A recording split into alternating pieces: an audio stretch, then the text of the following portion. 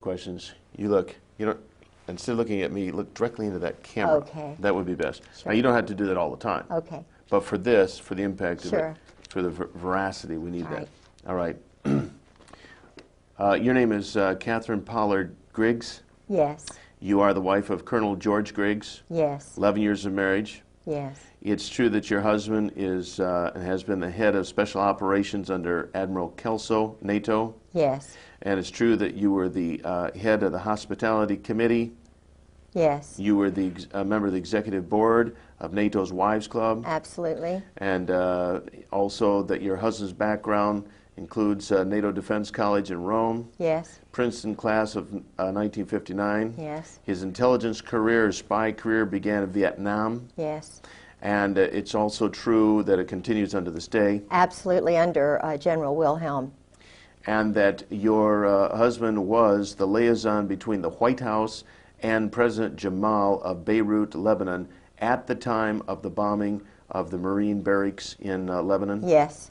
And in fact, your husband was an alcoholic. Absolutely. And probably Incredible. is to this day. Absolutely. And during these drunken stupors, he would, so to speak, blab on and tell you everything he knew about the intelligence community. Everything. Nothing was hid. No. It was like he wanted to relieve himself and unburden his heart. Yes. And so he told you everything that you now know about the Yes. intelligence community. Yes. And that you are talking about. And in fact, he told you that they knew the bombing was coming down in Yes. Beirut before it occurred. Absolutely. And also, by your association with him, you have come to understand and know, as shocking as this may sound to the people who are viewing this, that the United States military is literally run by sexual deviants heavy on the homosexual side. Truly. And that in the United States military, people like Jeffrey Dahmer and Kaczynski and McVeigh and Oswald and a host of other people who have a sexual deviant background, primarily homosexual,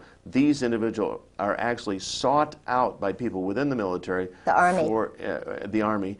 For advancement into intelligence type Yes, work, yes. because they are so easy to control. Yes. And they actually become mind slaves, and that the U.S. Yes. military, Yes. literally, as outrageous as it sounds, is a mind control operation. Yes. Totally now. Totally now. They've gotten rid of the good folks, like MacArthur. Got rid of them, one by one. Good. Totally take over. All right. Let's talk about the individual who told you that we've never actually been an enemy of the Soviet Union, that somehow that's all just been a scam. Who was that individual? My husband. When the first 3 years we were married, he was drinking 3 or 4 straight gins, vodkas a night, a bottle of wine, and a beer machine beside his desk. I only knew him 2 months before he asked me to marry him. He'd been married before, and his first wife was a total alcoholic. Now, someone would ask, why would you marry a man after knowing him only 2 months? I'm a strong Protestant Christian, and I have a lot of predestination. I'm a Scottish grandmother, and I was working as assistant director of the Chamber of Commerce. I had a brand new, relatively new Saab, my first car. It was an 83 Saab. I bought it secondhand from somebody who's 84. And my husband was driving an 83 Saab. Mine was a turbo, his was not. He rented part of my house. It was, I had a young doctor and his wife and 2 children who were renting the house. They were leaving before the end of the lease time, and they put the ad in the paper and told me about all these people, and I said, no, no, no, no. And I was, had been engaged to someone else. You know, I was just renting my house out. And they said that there was this man who had a dog and a mother-in-law and a son, and was a widower and a Marine colonel. Well, and it had a dog, and I said, no, absolutely not. So the point that I'm trying to make is that he was someone I was not really, I didn't cotton to. He sort of acted like a robot. He was very clipped, and I didn't want to like him. But when I heard he was a Princeton graduate, I always thought that was kind of great. When I heard he spoke fluent French, and I speak fluent French, when I found out that he drove a Saab, I drove a Saab. And when I found out that he went to the same school, high school, that my uncle had gone to, was in the same eating club at Princeton that my Uncle Ben had gone to. He was on scholarship and went to Princeton. Everything the same as my uncle, who was also in intelligence. But I didn't think about that then. I was just thinking, you know, this is God. This is too much, too many similar things. And so it overwhelmed me. And he's very, very good looking. At that time, he was very good looking. Now he's aged and he really is haggard. Had a rough life. Yeah. Yeah. Yeah. So I was overwhelmed by him. Plus, my job at the chamber was very demanding. I was doing a great job. But he said that he wanted me to retire because he wanted to make general. And the man who could make him general was General Louis Buell, because it was just a matter of having somebody who would make you general to be general. It wasn't what you did. Mm-hmm. Louis Buell, You needed somebody above to pull you on up. Yeah, Louis just happened to die, and we went to his funeral, and George didn't make it because Louis died. But his first wife had been, I'm sure, battered to death. I was battered, and you know, but I thought it was just Vietnam and all this kind of thing. And I was trying to get him to stop drinking because I couldn't imagine how the Marine Corps would allow someone to be a total alcoholic who couldn't even carry on a normal conversation dry. I mean, he can't even carry on a normal conversation with anyone unless he's drinking. He never smiled unless he had a glass in his hand.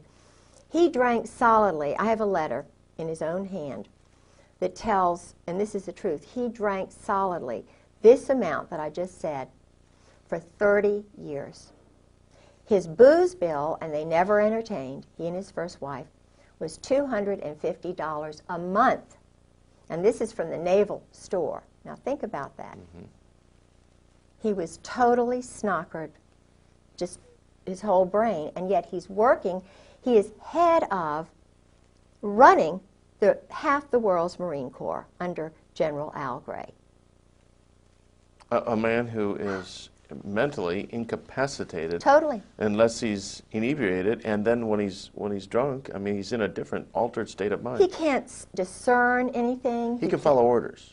Oh, and that's all he does. And he told me when, I mean, one of our many conversations, he was trying to, he thought I was, you know, because my family were all naval officers and I was out in the world with the chamber, you know, that I just sort of went along with this kind of stuff. And, yeah, I mean, it was just incredible to me that...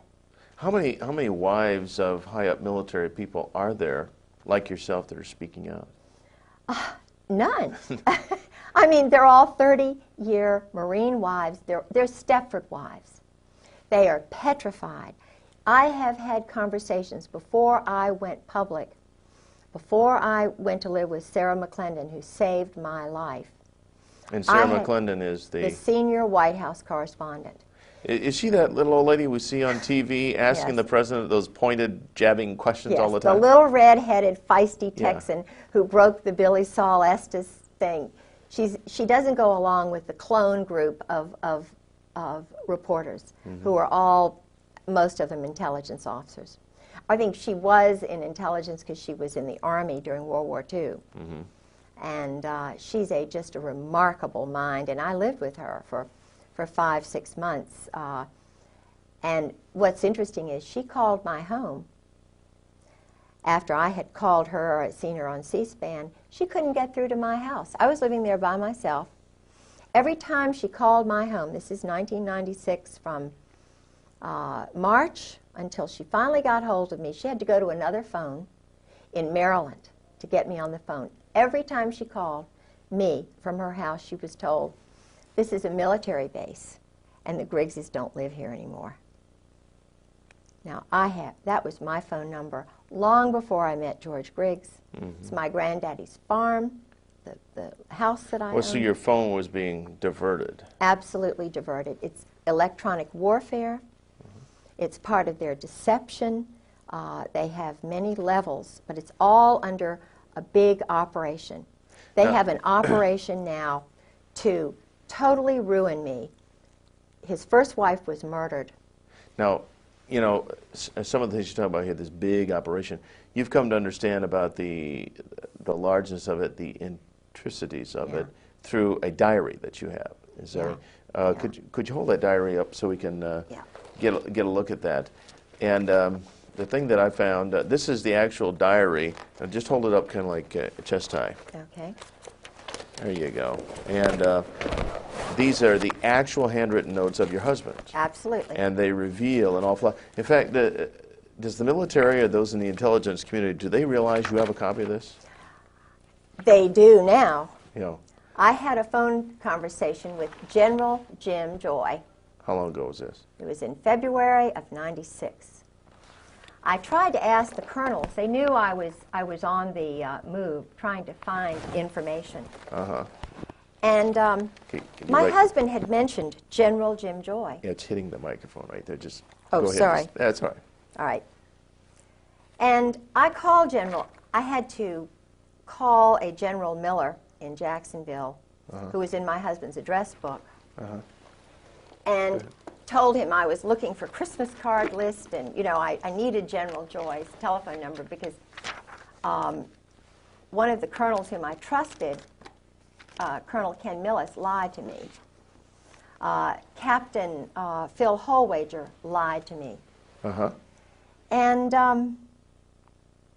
so I got this General Jim Joy, who was the one who was in the Operation Just Cause. Was it Just Cause, the one in Panama? He was in charge of all the psychological operations, the booming music that they hit Noriega with, the chasing him around, the The stealing same his stuff they did at clothes. Waco, too. Of course. We'll get to that in a minute. Yes. Okay. That's General Jim Joy, who was behind Waco. I see. And General Carl Steiner, the Snake, Okay. who tried to steal Desert Storm away from Schwarzkopf. Okay, so, but you were trying to get some addresses, and they were giving you the complete runaround. Oh, don't even know him. Don't even know it. Don't even know him. And I knew him because my husband told me, you know, that he worked with General Joy and General Steiner. They were the triumvirate. Uh-huh. But they had different names. They were, you know, in plain clothes. They had different passports. So I got him on the phone. I was given the number by this General Miller. And I said, So in the movies, when they say they shall disavow any knowledge, that's not just Lie. that's not just a little thing for movies. That's the No. truth. They Yes. disavow knowledge of all these totally people. lie. Yeah. But you nailed him down. Yes, I said, General Joy, I'm Kay Pollard Griggs. My husband, George Griggs, was in the Marine Corps, and he's battered me badly, and we're looking for him because, you know, this has been going on too long, and blah, blah, blah. And I was recording this conversation, you see. I was sitting on my bed with the diary right out in front of me. And he didn't know that I had the diary. He didn't know anything. It was cold call, like they do cold murders after when they graduate from SEAL school. Cold murders. I was doing a cold telephone call. And he said, no, I don't believe, and these were his exact words, no, I don't believe I know your husband. This is someone my husband, I have a card that General Joy sent my husband after the murder, of the death of his first wife, saying, call me anytime. You know, this man, here I was, traumatized, battered, beaten, and he lies to me. So I said, well, General Joy, that's funny, because I'm looking at my husband's diary when he was in Beirut, and you're meeting with him almost every day. I said, you know, first, before that I said, you know, he was the chief of staff for General Al Gray, you know, he's one of Gray's boys. You know, chief of staff of Fleet Marine Force Atlantic, runs half the world, all of the Middle East. NATO Defense College? You don't know my husband? You're a general?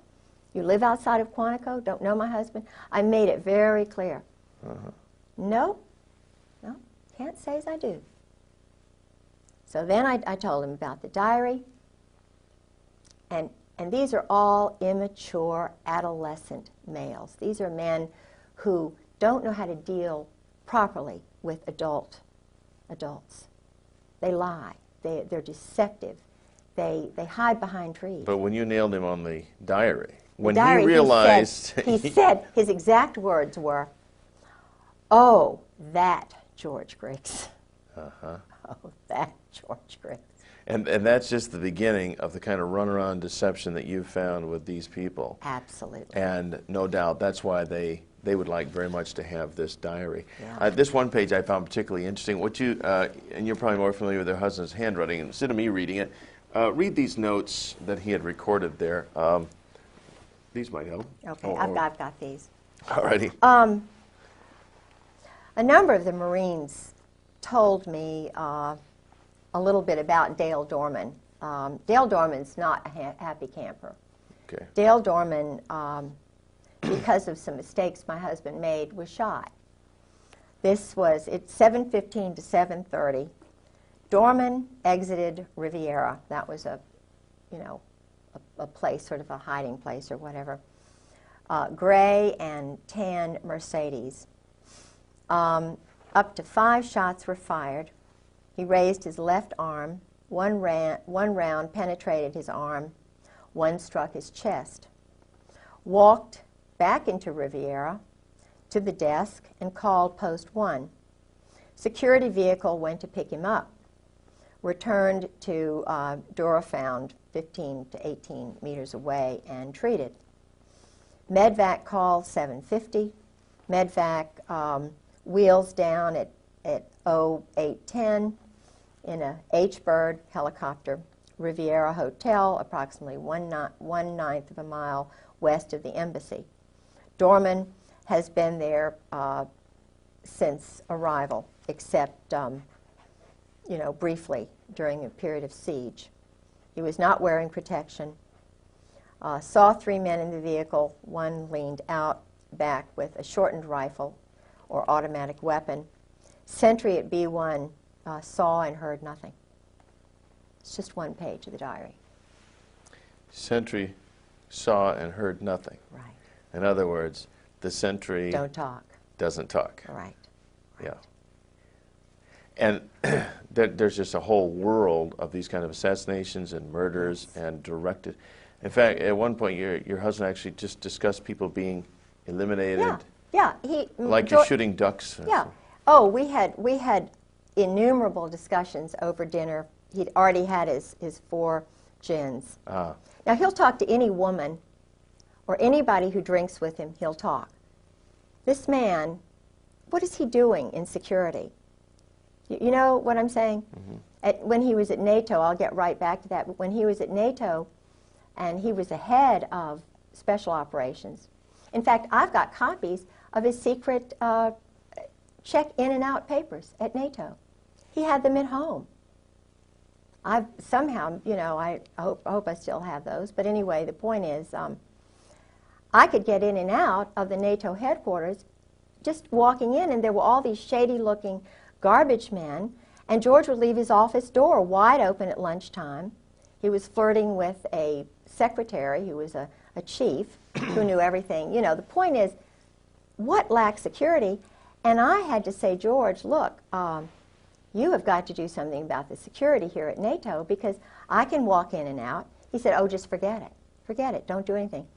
And I'm a very demonstrative person when it comes to security and honor and integrity and your word is your bond. My culture, my father, my people believe in, in this nation, in my state, Virginia, my people, my culture, my God. This is important. You don't just treat that kind of thing lightly. So I said to him, if you don't do something, I'm going to Landis Kelso. I was in the Wives Club. She was the head. And Landis Kelso is the wife of Admiral Frank Kelso, who's a wonderful man, honorable man, wonderful woman. And I had great rapport with her. I sort of stopped an international incident with the French and the English and the British who were ganging up against the French, and they were over, you know, something that was really minor, but it was huge, and she helped me.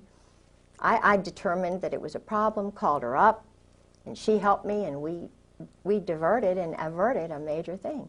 So he knew what I would do, and I said, look, if you don't write a report and do something about this, then I'm just going to go to Landis and say what's happening. Point is that the man would, when he was in Beirut, he was sleeping with a spy and double agent Mary Clark Yost Talab, whose husband was a double agent, an Arab at the American University of Beirut. He leaves his briefcase wide open. He was with her for 5 weeks in a hotel. This is a married woman with 2 children, and who followed him all around the United States, is still seeing him. Met him in London, lived in Virginia Beach, was working in international programs at ODU while he was married. Would you say your husband is fairly typical of these powerful men? Oh, absolutely typical. When I was single, working at the Virginia Center for World Trade, 4 of us old friends that I went to school with, Molly Holt and a few others, we would go all together to a place called Poppy's. At that time, he was Captain Jerry Unruh. Now he's Admiral 3 stars Jerry Unruh. This man, again, was married. He was running around with the tailhook crowd. I did not know he was married. I knew he was a Navy captain. I was told by him that he would be taking command of the carrier Saratoga. Mm-hmm. He followed me everywhere, even went up to Wintergreen. Now, he sent me pictures, private, separate pictures of the Israeli guys waving to him. He was a tailhook pilot, the airplanes, the jets. And he was a Mustang, but totally immoral. Totally, and knew that he would never get caught. In fact, he was in tailhook.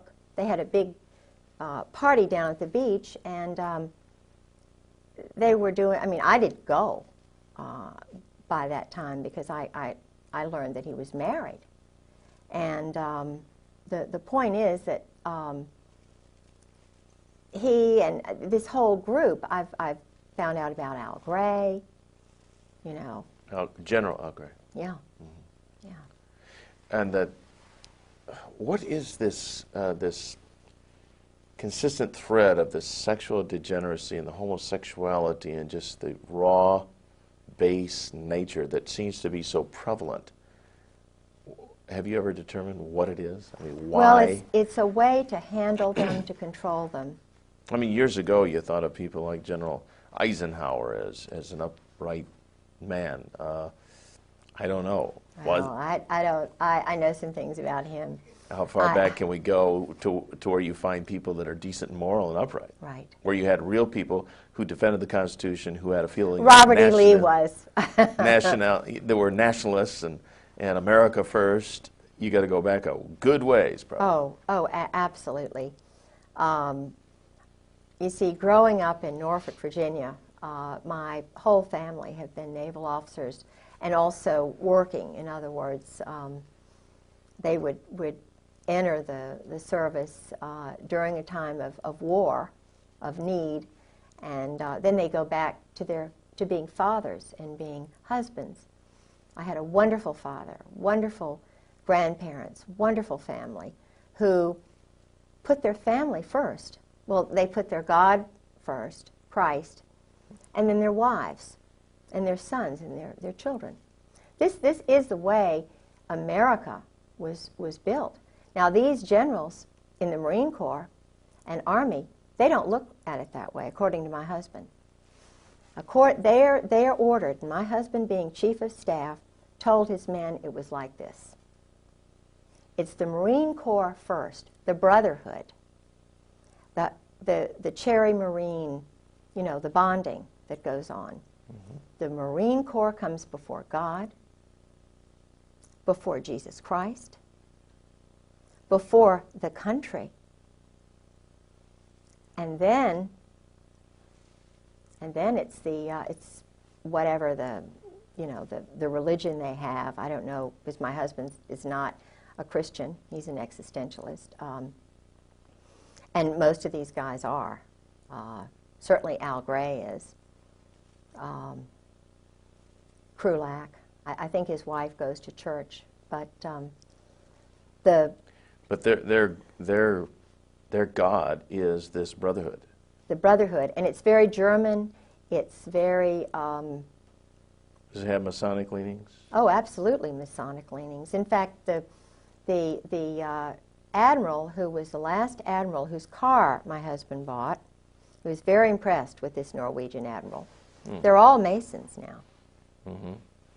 Not all Masons, but this brotherhood, Opus Dei, if they're, or the mob. I mean, the one thing I've been able to determine about the current Marine Corps, the Marine Corps that my husband came in with, Gray, Reap, Sheehan, they're all mob. Now, when you say mob, you're talking mafia type mob? New Jersey mafia, right. Mm-hmm. Right. And there's a... Brooklyn, New Jersey. Okay, is the mob and this military bunch, they're one and the same? The Marine Corps guys are the hitmen, and they are mercenaries. They'll work for anybody. You think the Marine Corps is under the Navy? No way. They can just as easily be under an Army colonel, and if the Army colonel meets a Marine Corps colonel, the Army colonel is superior. They'll switch hats just like that. My husband said it's just, no big a deal. I'll go work for the State Department. I don't really. The Marine Corps is just it's like a smoke and mirrors thing. And they're run out of New Orleans. 4th Marine, Oswald. I mean, they are not on his level. He said, we've never been an enemy of the Soviet Union. They work with these communists. The man who started this whole intelligence operation, the OSS, he was recruiting known communists who were involved in the Spanish, subverting Spain. There's no more. They're not Americans. They're not Christians. They're German existentialists. Now, what are they doing running our nation? It's kind of, they have more affinity for the state of Israel right now than they do our nation. They don't care about American citizens. The judges now in the courts are military officers following chain of command orders. They're not independent judges. So all this spills over then into the political areas, like the judgeships. Sure. They're all Marines or Army senators, officers. congressmen. Sure. Who is John Warner? A Marine. Who is Chuck Robb? A Marine. They control the powerful committees. Dick Davis, Lieutenant Governor of Virginia, a Marine. His wife was, I hate to say it, well, everybody knows, in Norfolk, a prostitute. Martha was a wonderful woman, I'm sure, to him, but they were involved in organized crime. Now, I don't know, I know that our present governor in Virginia is an Army officer. He takes orders. So the question that all of us wives are asking now is, well, who gives the orders? If they're told that we, the wives, are enemies, how are the sons going to grow up? If the mothers who are teaching them truth are lied to, and the husbands are told, ordered by the likes of Al Gray, major homosexual, when he was in the, I shouldn't say this, but it's true, when he was in Marseille, the boys are called Gray's boys. He never married. Okay, the boys referring to everybody under boys, him. Everybody under Al Gray. And he had a separate organization while he was commandant that was a contract organization, getting information on on people, having them, if they weren't corrupted, corrupting them, farming people, so that he would have something on them, so that they would use that later to control and manipulate them. It's like what happened to Newt Gingrich. All of these guys, like Newt Gingrich, Bill Clinton, who've gone through the sweats, like Cohen, what happens is they get a little tiny thing that, to prove their power, how much power they have. They use guys like Michael Isikoff in Newsweek, or their little clones, you know, like Woodward and Bernstein, who are operatives. Okay, they're former military too. Well, oh my goodness. They were, I believe it was Bob Woodward. It's either Woodward or the other one. Bernstein. See, I knew some British intelligence people. And I was told the whole story about how he was running around with Peter Jay's wife, who was the ambassador to Great Britain. And this man was sleeping with Peter Jay's wife. And there was a movie, I think Jack Nicholson was this guy. And this was her story about what she went through while her husband, the columnist, was sleeping with the ambassador's wife to get information on what was going on in Great Britain.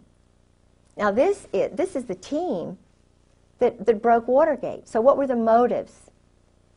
Of course, Watergate was horrible. And Nixon had something like 60 military JAGs alone working for him, doing dirty tricks. One of those JAGs was Ernest Frank Reynolds. Changed his name to Ern Reynolds. He came to me. I was farmed.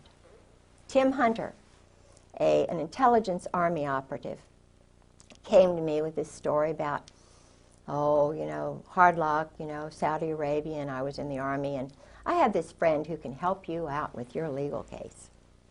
He's a really good guy, you know, Ern Reynolds. And if you meet him, I know he'll do some free legal work for you. So I was staying with Sarah, and I didn't have any money, and but I took the little, you know, the train into Fairfax. He met me in his Volvo station wagon with his jacket on. I didn't know what the big 4 meant on his leather jacket. And he took me to his... what did it mean? 4th Marine. Oh, okay. Yeah. Operative.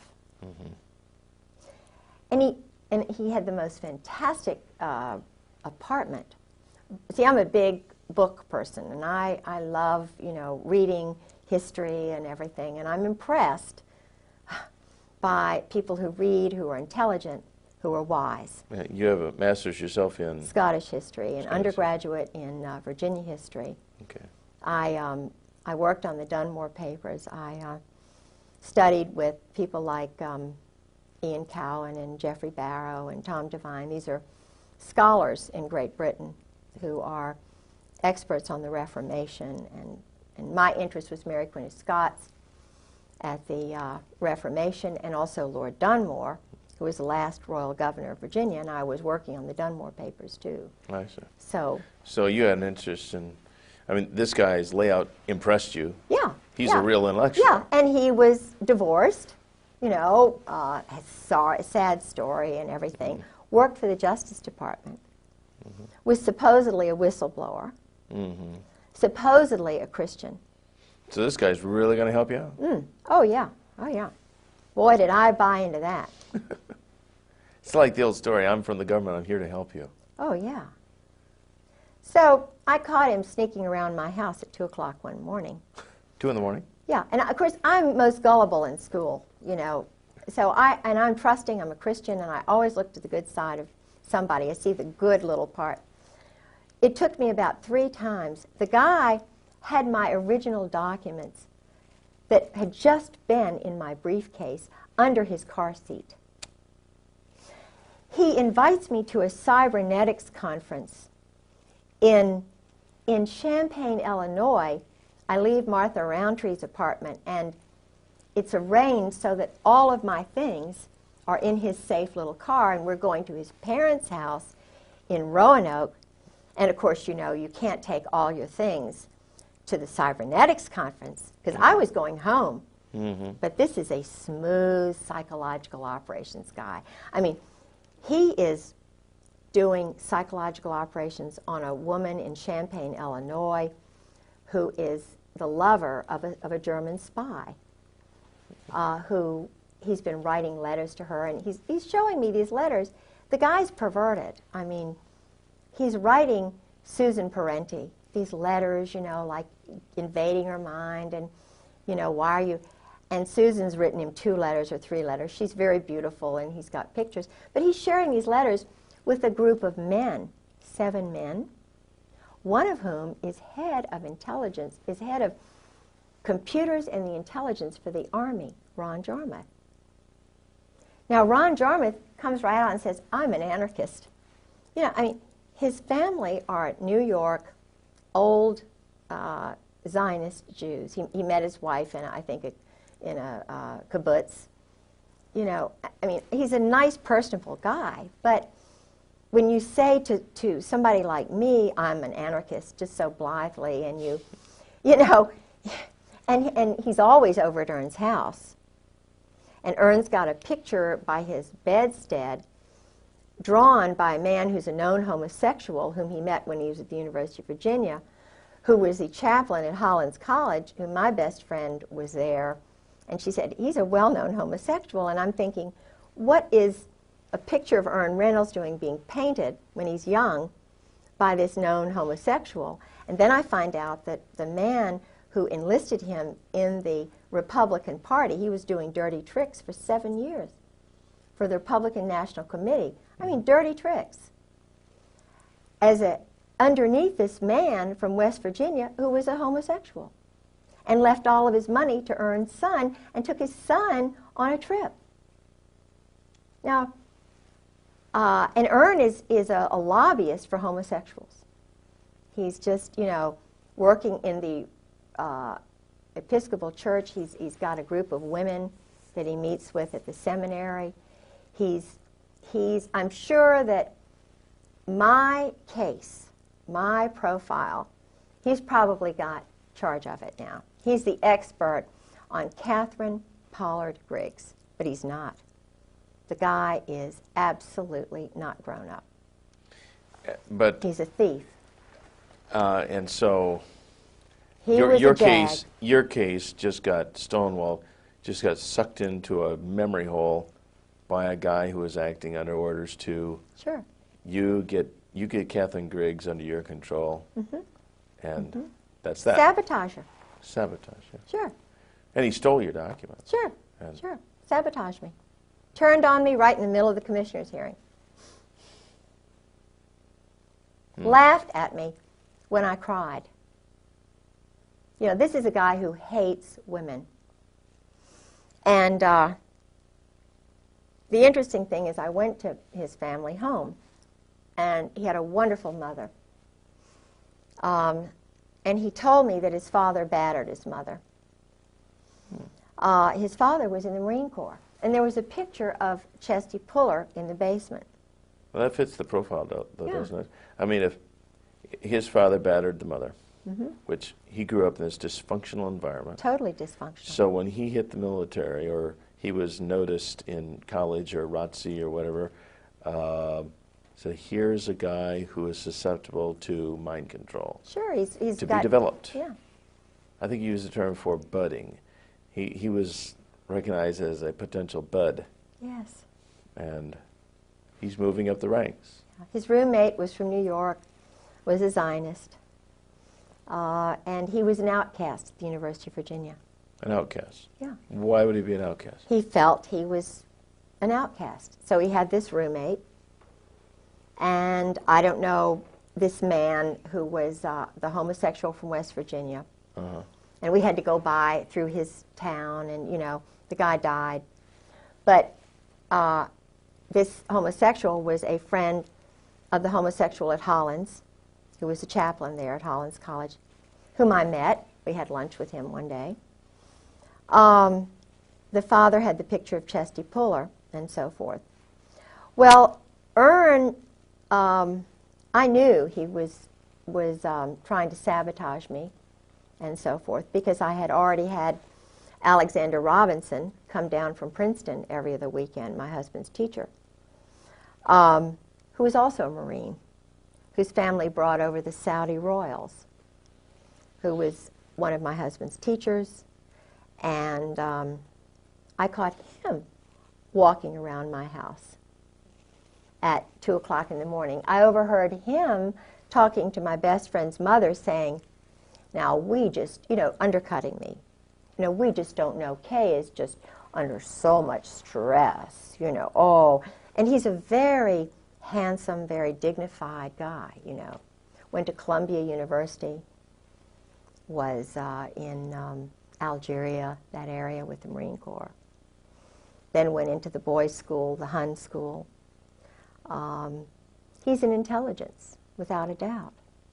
His brother-in-law was Bill Eddy, Colonel Bill Eddy, who was I believe it's the brother-in-law. I've got to get, his name is Eddy, and it's Bill Eddy, but he was the translator for the Saudi royals during the Roosevelt administration. And the Roosevelt, the New York crowd, was trying to steal all of those countries away from Great Britain. The Balfour Declaration had sort of come in, and there was a guy named Moose, not the present Moose, who has the Africa desk at the State Department, who's an African American, but this was a guy named Moose who helped the State Department steal Saudi Arabia away from Britain, because Britain was allowing the Saudis to be Saudis, to keep their religion, to keep their culture. Right. They were not trying to kill people right off the bat, So George is part of that OSS crowd. And their stock and trade is just murder, assassination, Absolutely. creating conflicts, phony baloney wars, Yes. conflicts, Yes. for the purpose of making Selling weapons. money, Drugs, drugs. controlling the drug flow. Now let's talk about the drug flow in the United States. Yeah. Based on your conversations with your husband. I met drug lords through him. Such as? I met the head guy.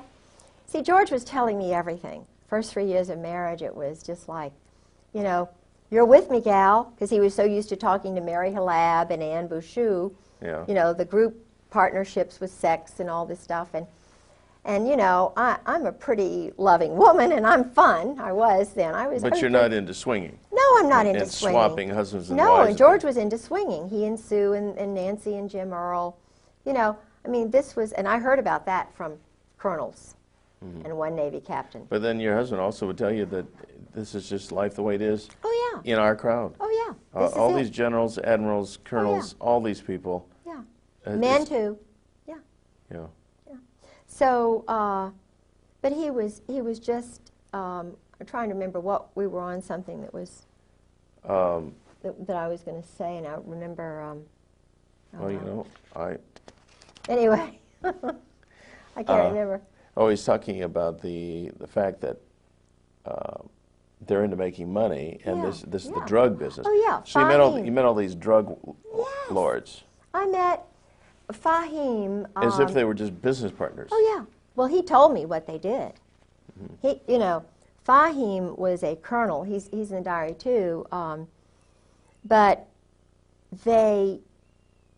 George said what they do is they nurture, they cultivate the sons of prominent families in all, the State Department finds them. They're called rising stars. Yeah. And they turn, that's the word they use, George used, they turn them, they bring them in, they rope them in. If they're alcoholics, give them more booze than anybody. If they want women, they find the women, they turn them, and then let them know if they ever get in any trouble, come on over here, we'll take care of you. Well, Fahim had come on over here. Things were getting hot in Beirut. He was a Catholic. He was very prominent family, And he was going in hiding up in Maine. I remember I had his number, and I talked to his sister.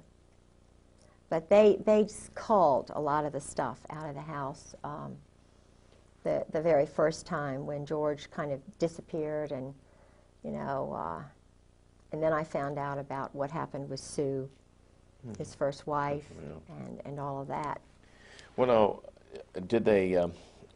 Did you come to learn how drugs actually come into the country? Yeah. I saw a news piece one time where a pilot who was in prison alleged that they actually landed on military bases with huge planes loaded with dope. This is how they all brought them in, the Norwegians, the Brits. The drugs, you see, they would come down through Burma, Turkey. They'd come through the Bekaa Valley. The banks were in Beirut. They were in Panama, Mexico, in St. Thomas, after, you know, the laundering of cash. You see, cash, that's why some of the banks in New York, you can very easily find out who the drug lords are. Barry McCaffrey, I saw him 2 weeks ago, and he said something he let it slip out. He's an Army general, you know. He said, we haven't done any more or any less in the last 5 years. Now, in terms of the war on drugs? Yeah, no, they're just holding it. The word he used, I think, was holding it. It was a word that you could tell they'd used in briefings. They were the guys who were doing the drugs are military officers. In fact, doing the drugs meaning controlling them. The flow. Oh yeah. In fact, one of George's best friends, Colonel Ray Moore, I suspect that Ray Moore was from the gang, the ghetto area in California. His wife was a very good friend of mine, Charlotte. She's dead? No, he is. Oh, he is. But when George would sort of disappear. Your husband? Yeah, all of a sudden they would appear and be in the house. You know, calm me down, take me over, exercise, you know, do all this mystical stuff. And it was really funny because they came back from Mexico, and George just happened to disappear, and they were right there, you know. Well, Ray Moore, all this stuff, I knew about his background, and I started thinking, what's going on in Mexico? Why the heck is Ray going down to Lake Chapala? And he would talk about his day. His day would be going out with the men playing golf, going to this spa with the men, you know. They were doing deals, going to Guadalajara. And there would be Tom Reap, another former chief of staff for Gray, going to Mexico. There would be Ken Millis, another temporary chief of staff when George's wife's funeral took place. There was Ken Millis. Now these are guys who are part of we call the Brotherhood. And they're all going down to Mexico. So what's going on in Mexico? Ray's one of these guys who wants to sit in the sun. He doesn't want to go down there to Mexico and do all that stuff. Mm-hmm. But he did. And he got cancer all of a sudden.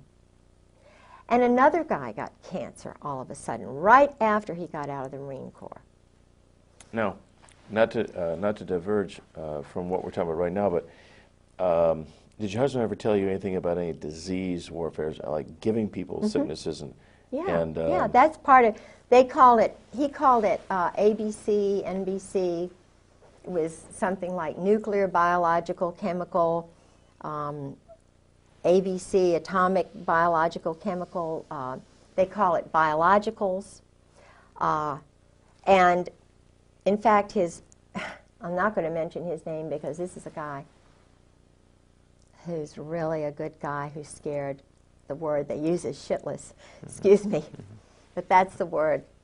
This guy is petrified. Because? Because he's doing that work. The chemical? And biological work. The Marine... You mean the laboratory work or the implementation? Dealing. subterfuge, deception in the Middle East. Okay, and they use He's a Marine Corps colonel. disease-causing drugs? Absolutely. And then how do they administrate them?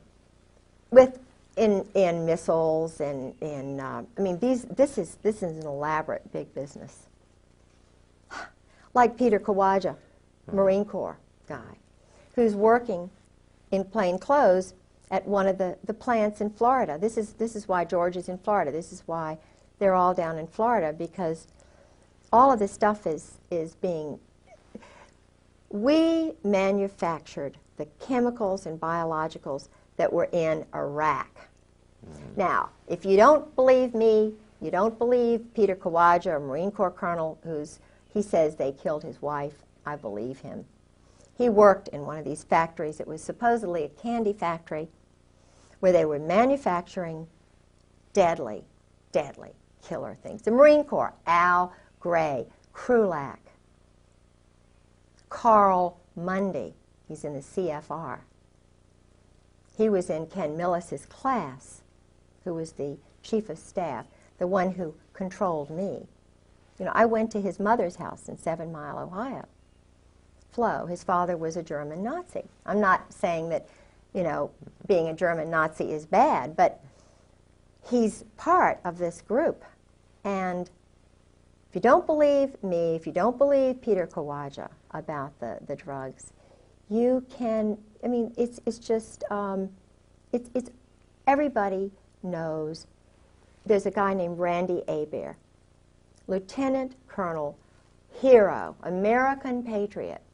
This is a guy who should be the commandant of the Marine Corps, Krulak. I'm talking to you, I'm talking to Al Gray, I'm talking to you, Carl Mundy. You all are adolescent, immature. I call you twerps. You're liars, you cheat, you steal, you kill. You're beneath the contempt of any of your wives. They are scared to death. Why do you do this to your wives, guys? Look at that tape of Randy Hebert. I knew Chesty Puller, and this is a strong, wonderful guy. I knew his wife, Virginia Mack. I knew a real Marine. You can't say that you knew them because you didn't. I did. Randy Hebert sat. He could hardly talk. He was leading a platoon into Iraq. His wife was sitting to his left. His wonderful father was sitting to his right. And he said that his colonel, he's a lieutenant colonel at that time, I believe he was a lieutenant colonel, he said, my colonel ordered me, he said, all of our registers were saying, this is danger. There are chemicals, biologicals everywhere. I was told, and I was, you know, followed orders, and he was having a hard time talking. His wife was, this is a young guy. His wife was having to interpret for him. He was crying. He'd been turned on by you guys.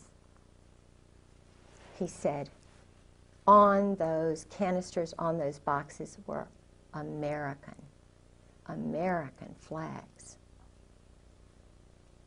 Those were American biologicals that we were walking into that killed me, that you, Gray, and you, Scrowcroft, and you, McFarlane, and you guys knew. You, Ed Wilson, best friend of my husband. You all sold to Saddam Hussein. And not only that, I talked to the man who trained the woman who was sent over from Iraq to learn how to build the biologicals and chemicals, the plants. She was trained here in the United States, and you all know that. And Randy Hebert's testimony says everything that I could say 1,000,000 times better, because this is a man who's a real man, unlike the generals, unlike the colonels. This is a real hero. Now, is Randy Hebert, is he still alive? I don't know, and I hope and I pray to God that he is. Because this is the man who should take over our Marine Corps, or his wife. That's why they don't have any women in special operations. because that's why they don't have any African Americans. They're too honest. They're too strongly Christian. Now, the only guy I know who is involved is a homosexual, and his buddy is an Israeli agent. And they are lovers. They're a pair. But well, now, he's now a colonel, and he is under the guidance of Ken Millis. Okay, now as these generals, over the period of years, this is consolidated to where they're all part of this club. I mean, this is something that's been going on for years and years and years. Members of the firm. Okay, so as the firm grows, even as the old guys, the gray heads get old, die off, retire, whatever, they already set in motion a system that culls out these young, budding, rising stars, and they move their way up. Well, then, in time, it consolidates to where no one is in this unless they're in the club. Absolutely. So is your conclusion, based on what you know from your husband's revelations, reading his diaries, this sort of thing, is there anybody in the U.S. military, the Army and Marines, anybody in the level of, you know, your generals and your colonels, is there anybody who would not be in this club? There's nobody who doesn't know. In special operations, I would say, and I would put money in the bank on this, not one of them is not a party to this. It's not once they get that bird, Colonel, that bird, they go through an initiation ceremony. This is not and my husband told me about that too. What's the initiation ceremony like? They get them drunk. Dining in, shellback. He told me. Oh, dining in. This is a term that they use. Oh, yeah. A code word. Oh, yeah. Shellback? Shellback. They, what's that mean? Anal sex. But they get them really drunk. The guys who are that way do it. It's a group situation thing. And I was told by two colonels who said, you know, it's normal, Kay. This is just what we do in battle, you know. This is just good old boys? This is just what we do, Kay. They get drunk and they get drunk and they ejaculate. They beat each other off. You know, it's awful. Now, I'm not God, and I'm not going to judge them and their souls. This is a well-oiled system. And when you've got the commandant well-known as a cherry Marine, which means? Bottom. They're the bottom. The Navy guys are on the top. Think about this, because Walter Chrysler in Norfolk, each port has a hierarchy. Wealthy at the top. Walter Chrysler and Phil Hornthal. Everybody in Norfolk knows that. Where'd they meet? In the Navy. I was engaged to Jack Mace when I was at the Virginia Center for World Trade. He ran the Maritime Association, the Shipping Association. Always dealt with the labor union guys. Always all male banquets. And I couldn't understand why, you know, I was engaged and I couldn't even go to the 1,000-man banquet. You know, had a big argument about that. Rock Hudson, where did he meet his guy? Navy. Jim Neighbors, Navy. All of these guys, Navy. So they're tapped for whatever it is, acting, singing, you know. The point is, Liberace, you know. Was he Navy? I believe he was. I know that he was, someone told me that he was a friend of one of the guys in Norfolk. There was a ring, a VMI ring of men in Norfolk, and I knew they met once a month, and some of them were married, some of them weren't. But they were all Navy. They were Army, Navy. In other words, it was kind of a group of men in Norfolk. And then I found out that the organizations, like right now, the Al-Anon is run by homosexuals. The Better Business Bureau. The Community Fund, which is the, I forget what it's called now. I'm so old, I'm 55, but it used to be called the Community Fund. That guy. Jack Mace. you know, and I'm wondering which one is it? You know, I mean, they all are, and the guys know it. So what's going on here? You know, they know it. Old Dominion University, the Clyburn, intelligence family. He was well known. 2 reporters on the Virginian Pilot who do the very important columns and so forth. I mean, it's just, so I'm saying, who's making the decisions to do this? They're military. What is the reason behind it? Why do they keep the wives out of the loop? So when people suggest that the United States of America is becoming a modern-day Sodom and Gomorrah, absolutely, without this really is not just a broad generalization. No. That this club, as it's grown over the years, and then placing and promoting the key people in every strata of life. Right, banking. Then the whole thing, not only the military is run by degenerates and top heavyweight degenerates. People who are moral can't possibly move their way up because they don't qualify. They kill them, they get rid of them. They can't be controlled. No. One example, I was the executive secretary for the Virginia Center for World Trade had a board of the most important, supposedly the most important leaders who were picked out by Jerry Weiner. I was a shill for that. I had, you know, done a lot of great things at Old Dominion. They wondered why I did it because they don't understand Christians. And he knew I was a worker, so they hired me to go over to the World Trade Center, the Virginia Port Authority. I had an office in there. And Jerome Weiner, what's interesting is Mary Clark Collab worked for him. Okay. The girl who had my job, who was a normal woman like me, because there were a few who were not so normal, like Bobby Bray. Not the Bobby Bray who ran the Port Authority, but another Bobby Bray. He was very nice, but he was a known homosexual who worked with Weiner. But his secretary was pushed out of a window. Now, it was all hushed up. Of course, she committed suicide. Yeah, this was a young mother who had a baby who knew too much about his money laundering.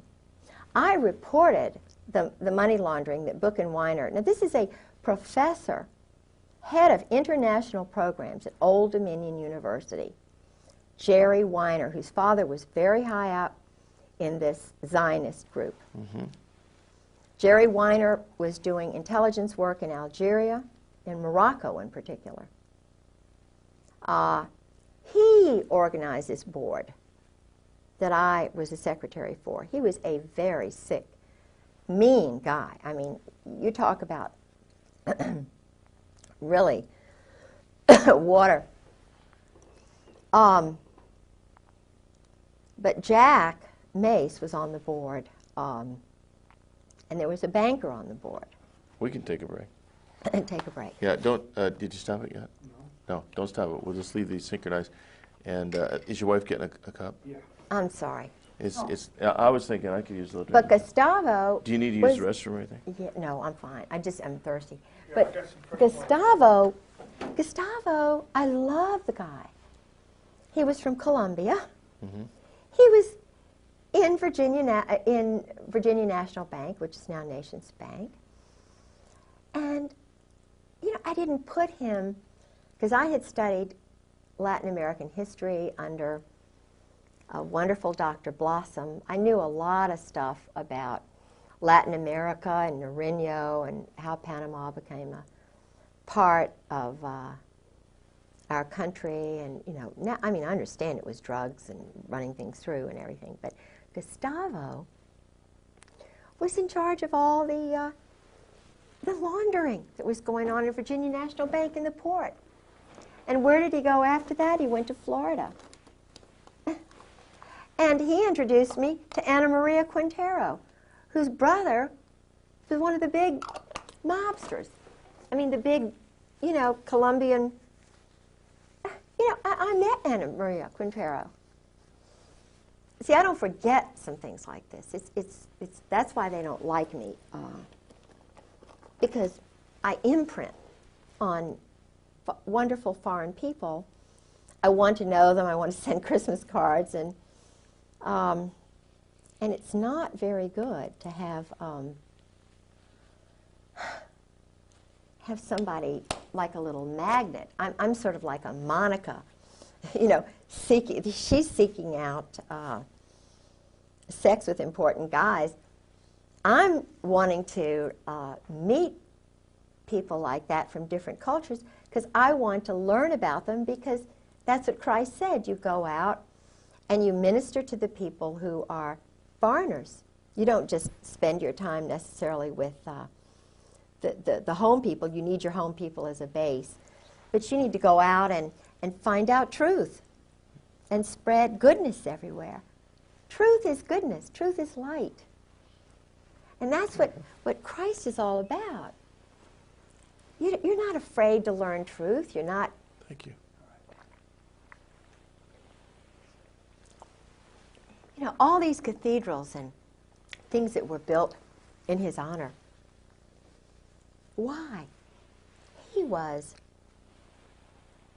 wonderful. Why was he wonderful? Not because he hung around a little group, but because he was out trying to. He told the big guys, look, stop being bullies and cowards. Let the poor people into your church. Everybody, God gives us all a unique spirit. Our timing is different. Everybody's fingerprints are different, eyes are. We have the right to read the Gospels. Yeah. They shouldn't keep the Bible from us. That's right. The church is not a political organization where you've got a few little guys up here telling all the mothers what to do. Who were the ones with Jesus Christ at the, you know, on the third day? There was not one disciple there with him. It was the three women. So why are we leaving women out? Women, in Scotland at least, my culture, we're partners with our men. We need the authority of a husband. We want a strong moral husband.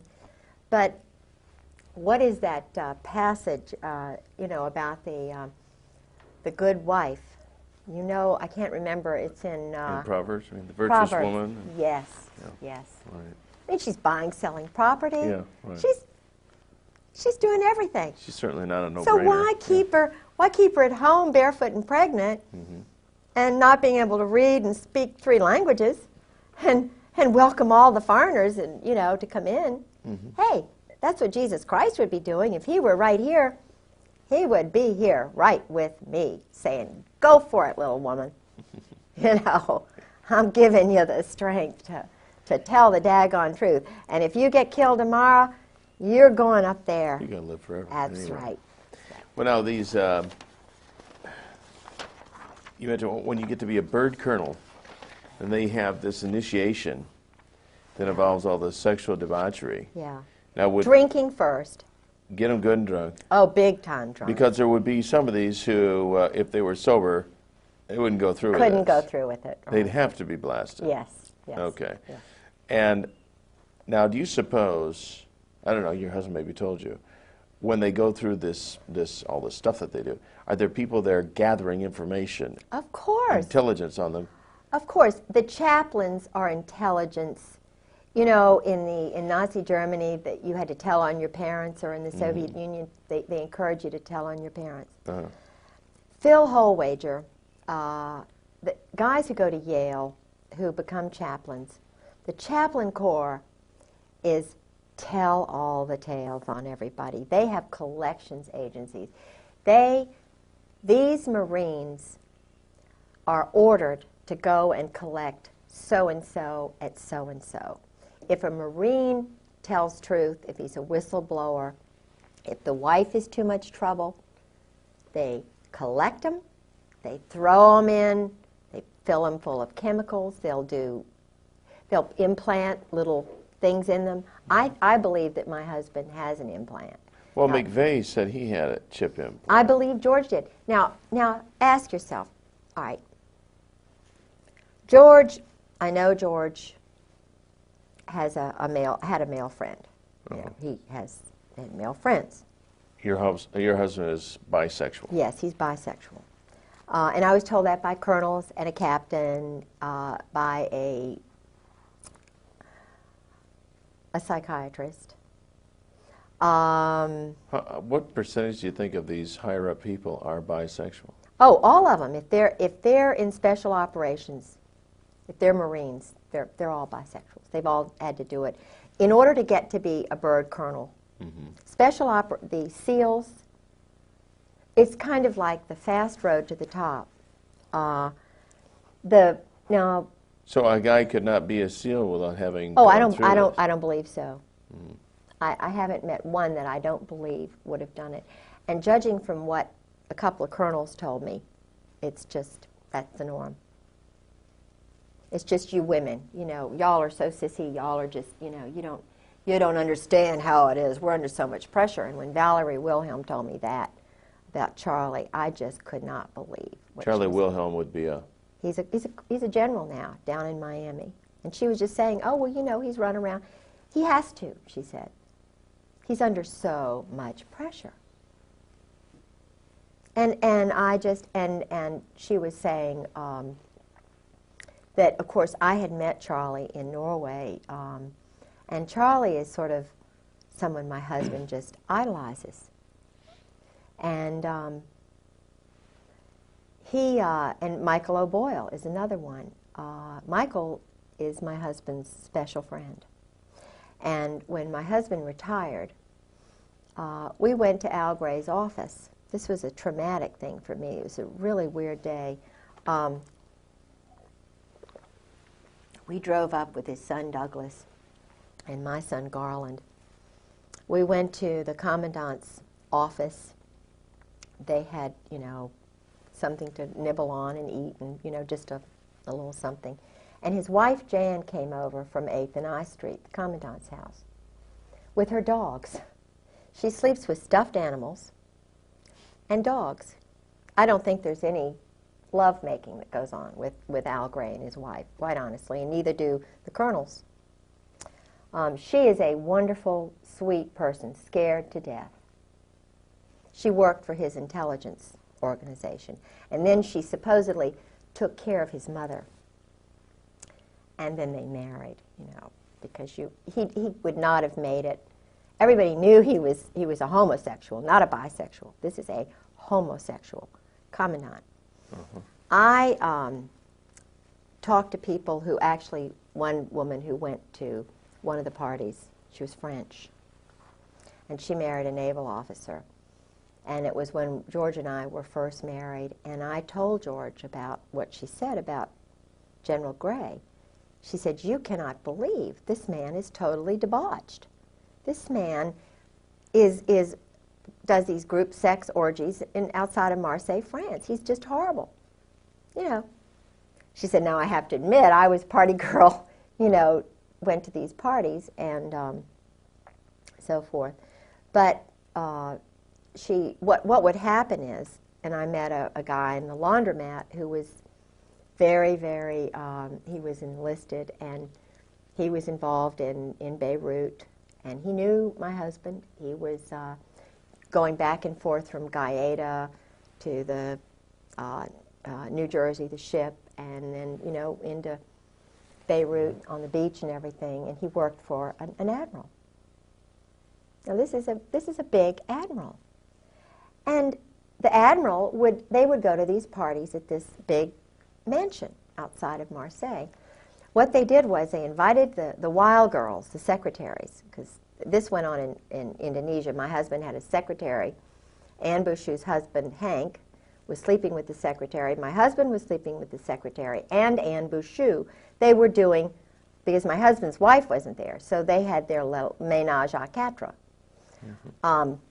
And of course, my husband was sleeping with Anne Bouchou, who's now, he says, a lesbian, you know, but he was sleeping with her, and, you know, called her right after his wife died, the night, you know.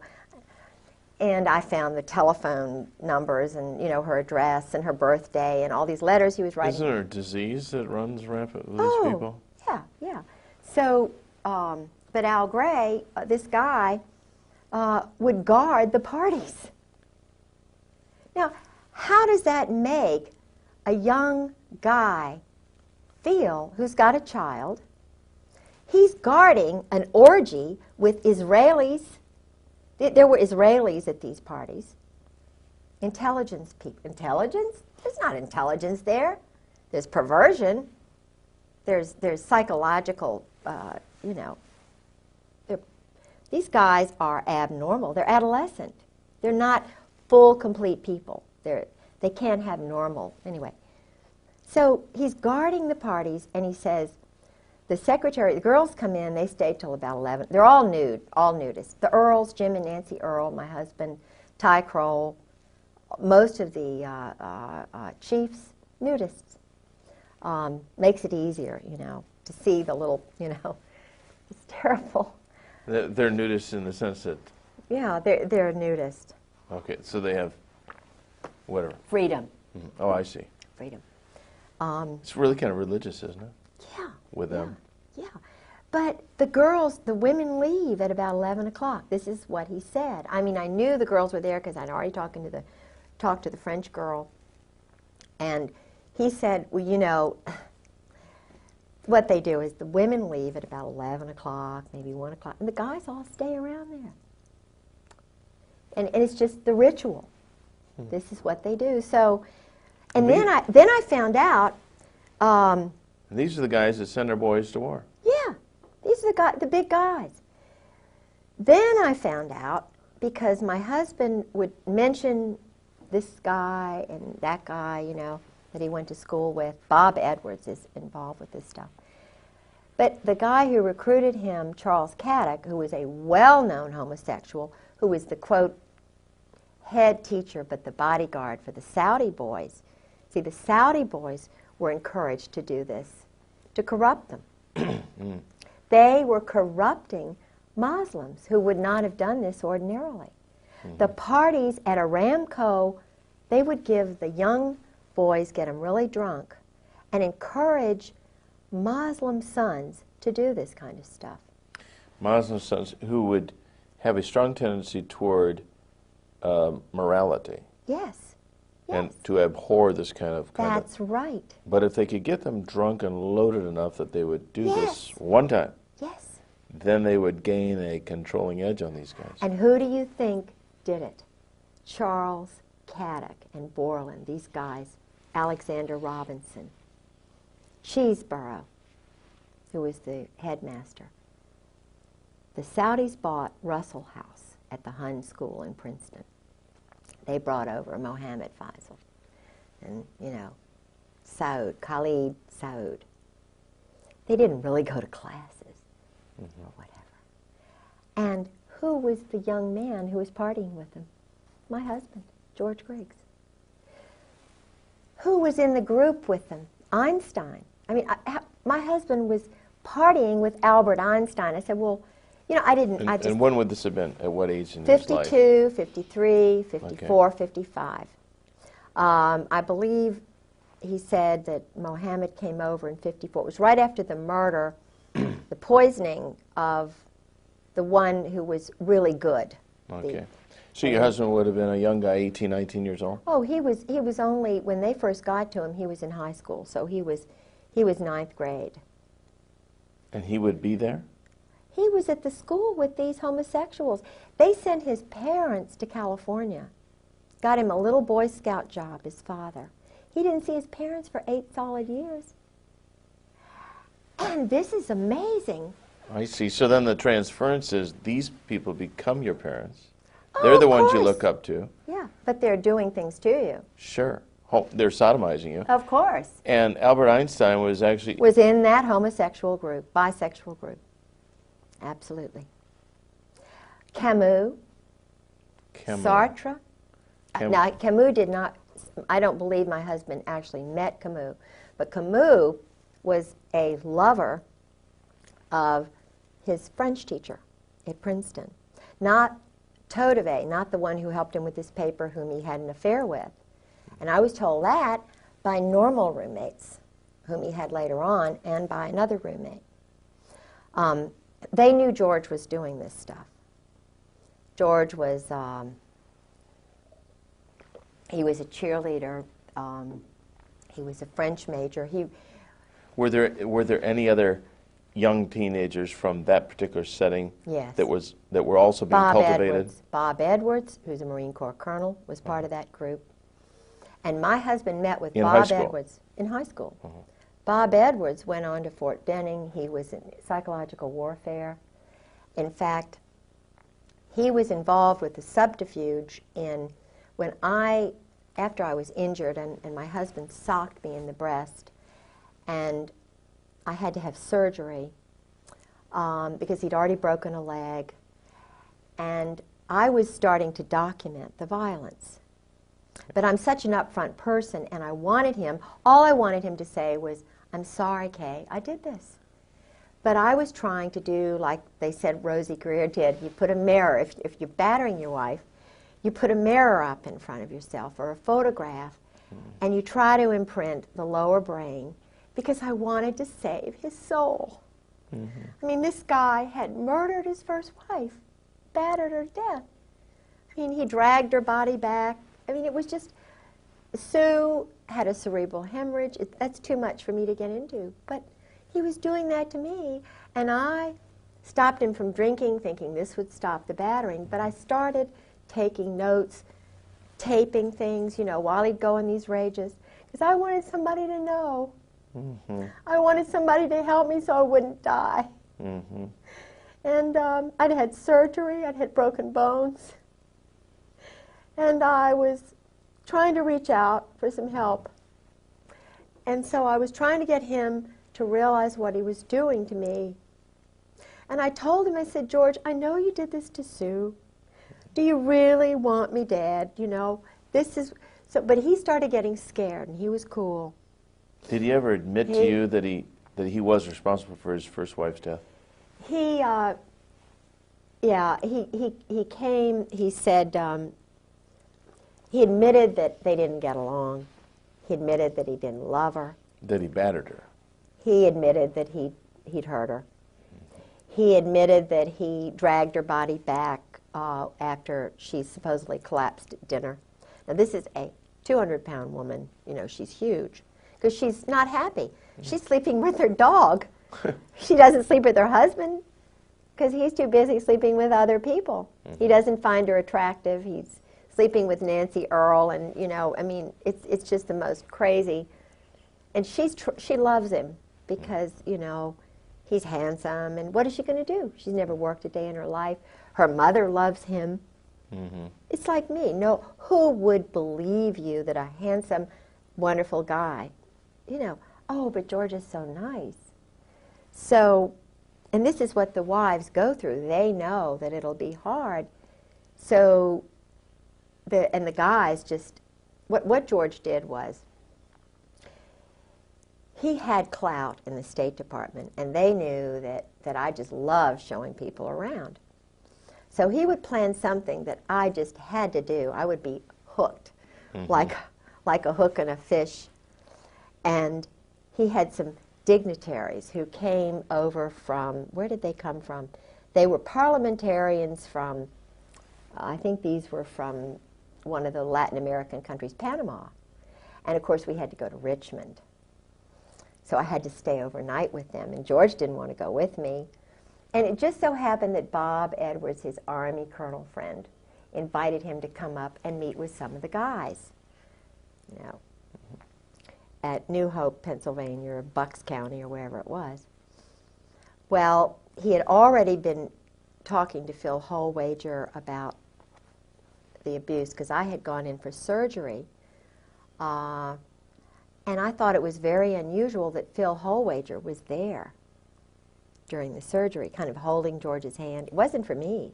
It was to make sure George didn't fall apart, to make sure that the doctor, I didn't say anything when I was under sodium pentothal, covering George's ass, excuse my French. But he was the chaplain at Fleet Marine Force Atlantic and was the chaplain for Sue's funeral.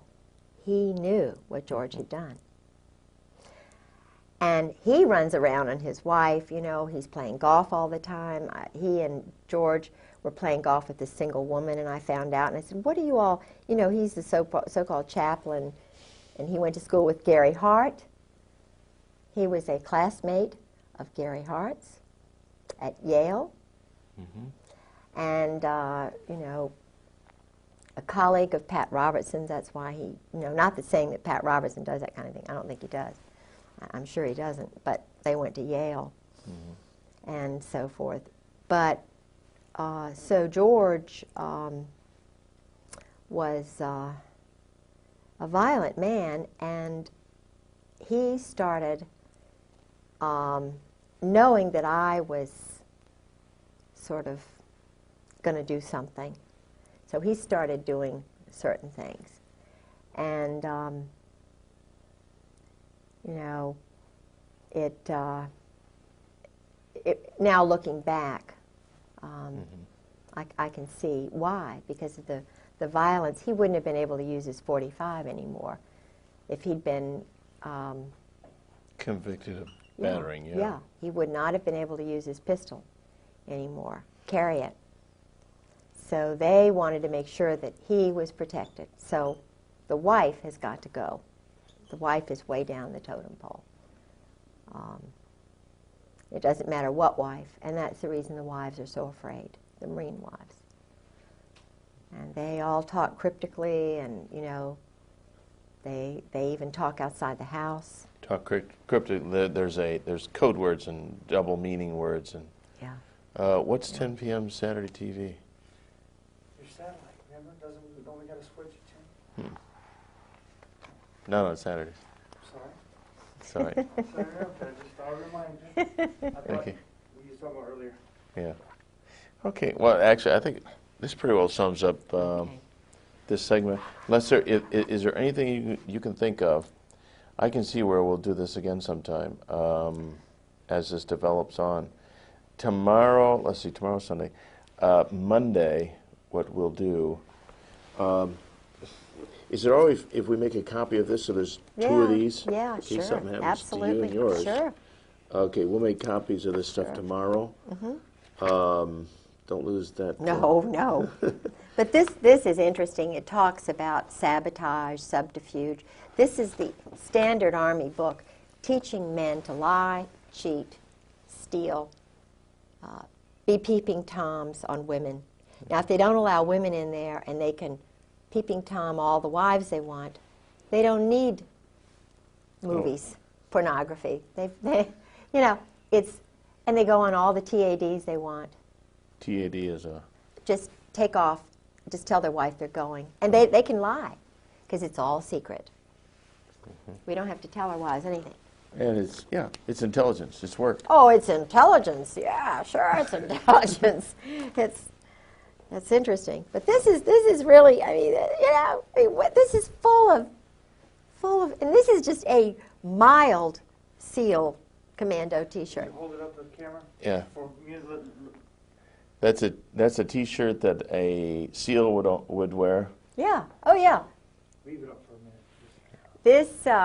minute. I played Nancy Drew, Miss Marple, and I infiltrated, if that's the word you could use, the SEAL reunion this year.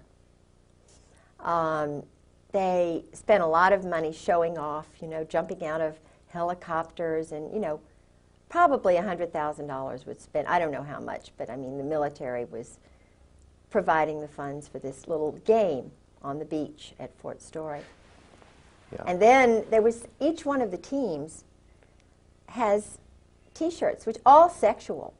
Yeah. You know, all about, I mean, think about every the weapon. driving motivation Is sexual. of all this stuff is Go for it. yeah. So I went to the party. I took my life in my hands. I called a couple of friends and said, if I don't come back, I'm at the SEAL party, and I'm going to pretend that I'm a SEAL wife. And I'm gonna go to this drunken party, and of course I have an Eagle on my car. They try to get me to get rid of it. So you can get access. So I went in there, and do you know that 90% of the people there were men? They didn't have wives, this party. And the women that were there were probably... Yeah, a few wives, but feeling very uncomfortable. So I sort of got in with some of the older SEALs. Did your husband ever mention the name of Lieutenant Colonel Bo Greitz? No, but I know who he is. Mm-hmm. But he has a lot of Army friends, not that he doesn't know Bo Greitz. I'm sure that Bo Greitz is well known to some of these guys. Mm-hmm. I believe he's Army. Could be. I'm sure he's not a Marine. I know he's not a Marine. Huh. I don't believe he's a Marine. Okay. But he's a guerrilla. He's a commando. Yeah. But his name didn't come up as anything in intelligence. No, my husband was way above Bo Greitz's level. My husband mentioned people like McFarlane and Crow. Crow was his tennis buddy, I think, you know. Haig, Alexander Haig. Kissinger, the Victor Krulak. See, Gray is the control guy. Gray and Joy. Mm-hmm. Joy's big guy but Joy lost his job at Morale, Welfare, and Recreation, I believe, because I told somebody, I didn't think wasn't because of me that he lost his job, but they made him move on somewhere else. Uh-huh. Because he was at Morale, Welfare, Recreation, which is kind of a money laundering thing. They run all the officers' clubs, all the recreation. It's not a private, it's all run by the military, even though it's supposedly not military. Mm-hmm. And they give the good old boys these jobs. I mean, he was probably earning $200,000. Their retirement for a colonel, my husband, just the retirement salary was $50,000, $60,000. Then they give them these other jobs, so their income is $200,000, $300,000. Mm-hmm. Now, that is not right. But it would certainly purchase loyalty. Oh, definitely. They all get swimming pools behind their house. Who's ever going to bite the hand that feeds that good? No, nobody. Dirty business, you know, but all of the captains and all of the admirals know this and wink. And it's sick. It's sick. It's just really, really, really bad. And this is taxpayer money. Hard working people who are just wondering where the money is going to come from to pay their taxes.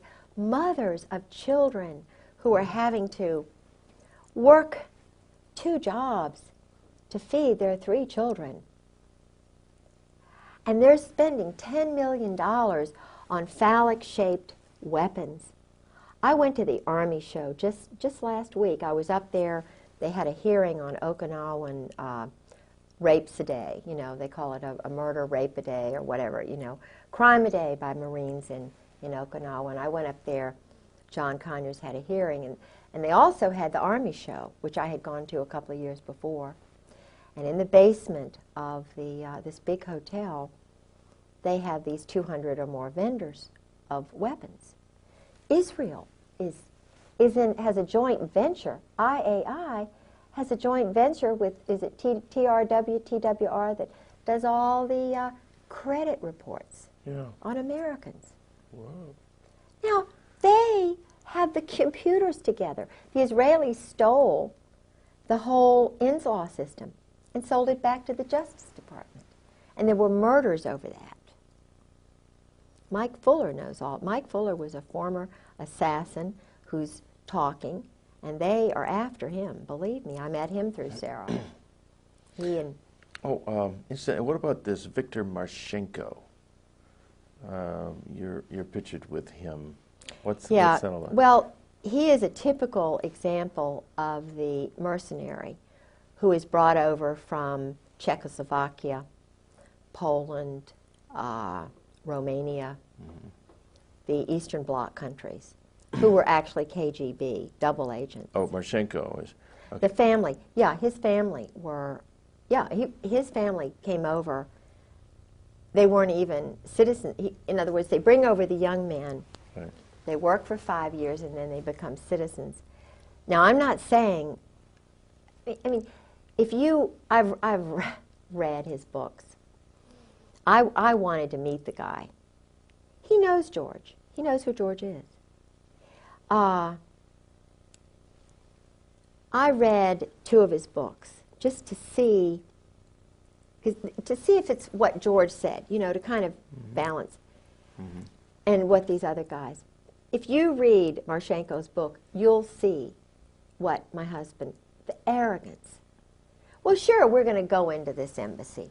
You know, we're going to put a whore with this person, and we're going to spy on them and what they're doing, and, you know, we're going to just steal that statue just for the hell of it. You know, I mean, now when you multiply every one of the teams, all the graduates, and think in terms of 100 men applying, and maybe 90 go through most of the training, but they don't quite make it. And then they've got, you know, 400, 600 men who make it, how many don't make it, and then you multiply that over time, and then the ones who are, I mean, this banquet, I mean, this gathering of SEALs that I went to, there were probably 1,000 guys there. Now they have to do a cold kill. You know, Cold kill. Kill somebody, murder somebody, just to prove they can do it, like ducks. Wait a minute, the SEALs? Yeah, SEALs. So like all 1,000 of these guys have killed They've somebody. done a cold kill, yeah. Now a cold kill would be a killing under orders? It's a graduation exercise kind of thing. You know, it's I mean, who would well, they kill? Oh, it's just anybody, just go go into a hotel and whack off somebody. You know, I was told that for graduation exercises, the greatest thing they could do was to break into a general or an admiral's wife's house and steal some things, you know, personal items. And to prove that you were good enough to get in oh, and yeah, out. oh yeah. And all of my underwear disappeared, my lingerie, my teddies. And the funny thing is that I don't know whether it was Michael O'Boyle doing it because he was, from 1991 to 1993, Michael O'Boyle was 3 miles away from my husband. He was at his graduation exercise. He was very close to my husband. And yet he was just down the road, and I started questioning my husband about, you know, what is this about you and Michael? You know, what's going on? Well, Michael was there, and my husband never told me he was there, and he saw him all the time. And I'm looking back at when my teddies disappeared, but all this time, now Michael he and his first wife had divorced, that's okay, but he had an affair with a woman and a child, a secretary. So he was having an affair with a woman. I mean, Michael is both ways, you know what I mean? But in order to get into the system, he sort of did it with my husband. He was my husband's friend, younger friend. And that started when he was in the 7th Fleet under Krulak and Buell in intelligence on the ship. So, but Michael, there he was at Little Creek, my husband's best friend. He never invited him over, but he saw him. So I don't know if you can guess what that means. But the teams, the biological electronic warfare school that, after my husband left FMF Lant, he went to the school, you know, the Special Operations School, which ran the teams, foreigners, and everywhere. Okay, now the term MAC-SOG, what does that mean? What is that? It was a kind of a code word for going out and sending platoons to kill people in Vietnam. SOG is Special Operations Group. Special Operations, SOSS, OSS, Secret Service, SS, Nazi Spetsnaz, the German stormtroopers. They all, if you know anything about the German High Command, it's the Brotherhood. It's called, they are connected with the Opus Dei, which is an Italian kind of a business group that works within the Vatican. And I'm told that, and I like the Pope, I think he's a wonderful guy, but I'm told that he was involved with that during World War II. I've heard that too. And that the guy who was the Pope before was murdered so that he could get in. Now, I'm still curious about the SEALs in this murder thing. Are we still on? Yeah. Okay. Now, a SEAL, in order to complete his indoctrination, becoming a, quote, full-fledged SEAL, part of that includes the fact he has to have killed somebody. Yeah. All right, and it could SEAL be Team 6, right, the red team. Red team. The Ghetto was the captain of that team, and his wife and I had wonderful conversation. And would she confirm this as well? I mean, did she confirm this with you? I guess she would. She's scared. She's frightened. Most of these women are scared to death because they're warned. They know what happened to Sue Griggs. Okay, so They but they know. support you, I mean, Yeah. philosophically, in their Yeah. hearts at least, Oh, if not yeah. with their lips. Oh, yeah. Oh, they yeah. s- We talk about it. Some of them have to go out of their house. Some of them won't even talk in the office in which they work.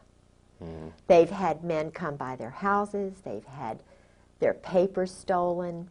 I mean, association with They're- you could be the kiss of death. Yeah. Oh, sure. And they know that. But we talk anyway. And you're talking about some really brave women here. And when I talked to, there are a couple of colonels' wives, and before I went public, you know, they were talking to me, except for Carolyn Millis was she turned just like that. She was the one whose house I was in when I told about the go-go dancers in the officers club and me taking the picture and thinking about writing the letter to the wives. And she said, "Oh, you can't do that. You'll ruin George's career." In other words, Carolyn has really bought into the system, and she's very pretty and she's very influential with the wives group, but she'll turn on you in a second. And it really hurt me because I was, you know, I kind of depended on her and Charlotte Moore. But when I went public, when I started telling people what I knew little bit by little bit just to get my courage, and then when I finally went to visit Sarah McClendon, it was like, you see, I told you. I mean, Sarah McClendon called my house and they told her it was an army base. I mean, it was a military base, and that the Griggses didn't live there anymore. Ha, ha, ha. See this paper? You know, then I was totally shut off. But until that point, I went in to see Peggy Sheehan. You know, we had tea and food, and he was the head of NATO SACLAN. And his wife, Peggy, said, Kay, this is so strange. She said, just leave a note on your refrigerator. Yeah, for George. Just leave a note on your refrigerator. Meaning? In other words, he's coming in the house. They're coming in the house. It'll get to George. This is SOP, standard operating procedure. You know, just get used to it, used to being battered, used to being... Well, she was a worshiper of the security of the position, the money and everything, and just don't rock the boat because this is the way it is. Yeah, and, yeah. and we don't want it any differently. No. I mean, they could If desire you it have more. to divorce your husband, then, you know, that's just the way it is. But it's cold calculating, and yet so un-American. So un-American. I mean, I know what Americans like because everybody in my family were you know, World War II. My brother was a briefer for the SACLANT staff. He went on to be a medical doctor. You know, I mean, this is not, of course he got out as soon as he could. Well, you know, people who love this country and love its history, I mean, are just completely confused. Yeah. From cab drivers to Yeah. bartenders. I mean, nobody can figure out what's going on. Why is it everything goes the wrong direction? You know what I say? When I started this, it was like a maybe a 2,000-piece puzzle. I know enough. It's like a puzzle for a 2-year-old or a 1-year-old with 6 pieces. It's so easy to see. And everybody who talks to me sees it the same way. I'm sort of an interpreter. I kind of give a lot of the wives hope, and the guys too, who are already out and scared, and you know, and they say, "Hey, well, this little woman, she's a real feisty, you know what?" And I don't know whether they're going to kill her, what they're going to do, and they say, "Aren't you afraid?" And I say, "Yes." I mean, I've had death threats, and I mean, it's been hell. But truth and light and what these other women are going through, the hell they're going through, being put through hell because their husbands are cowards and bullies. I mean, people who dress up in black, who hide behind trees, who shoot people from behind, who break into houses and steal their papers. This is in the Constitution. You don't break into someone's home. You don't steal their papers. You don't try to destroy the core that God has given them when they're born. Mothers have sons, and their sons are 18 years old, and they were telling them, join the Marine Corps to be a man? It's not a man. It's not a man who does this. It's a pervert. That's why they're not joining up anymore. That's why they're not signing up. They're having problems with retention because the mothers are finding out. McVeigh's mothers talked. Unabomber's mothers and brothers have talked, you know. Guys like Colonel Ron Ray is talking, who was Timothy, the new boy who refused to wear the UN uniform? Oh, Michael New. Michael New? Yeah. These are the heroes. Michael New is the MacArthur. Randy Hebert is the future Patton. These are the leaders. These are the Americans, and there are a lot of them. There are hundreds of thousands of them. And just like in the days of Jesus Christ, these modern-day Sadducees and Pharisees are saying, oh, we're going to kill Jesus. We're going to get rid of MacArthur. We're going to get rid of Patton. We're going to get rid of New. We're going to get rid of Colonel Sabo, murdered him. We're going to get rid of these guys one by hey, but everyone, this is physics, everyone, like Sue Griggs that's murdered, Sabo who's murdered, the wives who are murdered, Ron Brown, there are 100 people who spring up and say, now you got me to worry about. This is why these guys have got little places hidden all over the place. They're training all the guys to just say, oh, well, the American citizens are bad. But the guys they're training are also going to wake up to what's going on. It's Caspar Weinberger. It's Henry Kissinger. I mean, Walt Whitman Rostow. Eugene Debs Rostow. What's going on here? These guys aren't even born in America. What's happening here? They're training mercenaries now to run, flip around. We'll kill on an order. Not killing because people are breaking into our homes. Not killing because they're bad. But just, we want to control this country. That's what George told me. It's political.